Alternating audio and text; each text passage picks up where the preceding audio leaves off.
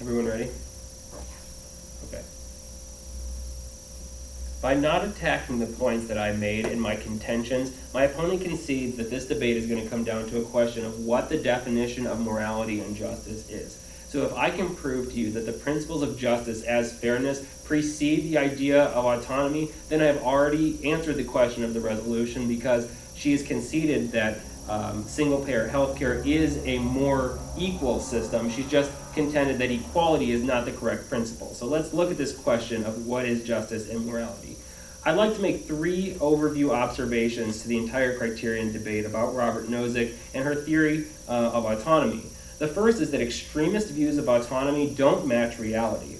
Her entire claim is based on an assumption that we have absolute property rights because that's what we're due, but that doesn't account for the disadvantages in the initial position.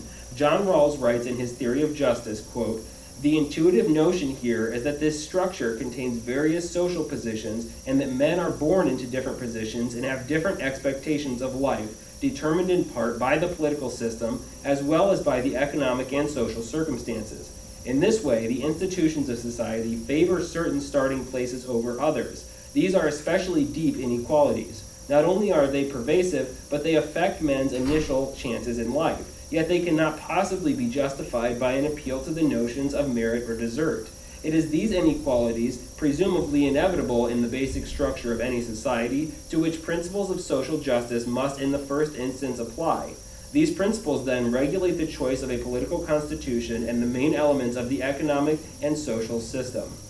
So you can see that the idea that each man has equal rights, or an extremist view of autonomy, doesn't match with the reality of the fact that we begin in different initial positions. And then my second point, when she says autonomy gives life meaning, she's really appealing to a higher standard of human dignity. What she's saying is that in order to respect a person's individual dignity, we must respect their autonomy. In general, this isn't objectionable. However, because it doesn't compensate for the flaws in the initial position in society, it doesn't tell you the whole picture.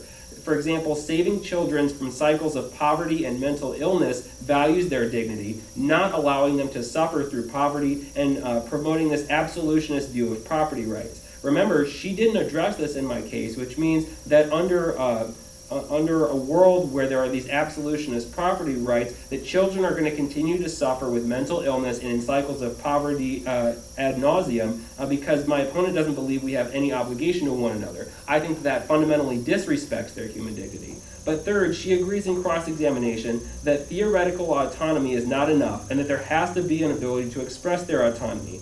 That's the equal liberty principle in practice. Fairness comes first before autonomy, and this is an explicit admission that her idea of autonomy is flawed because there has to be a fair expression of it. So let's look at that now. On the affirmative case, she says that the right to property must be protected and that criminals don't deserve equal treatment. Well, first of all, I said in cross-examination that criminals have made a choice. What we're talking about is compensating for unfairness in the initial position. And she also says that the right to property must be protected, but I've just told you that that absolutionist right to property doesn't exist.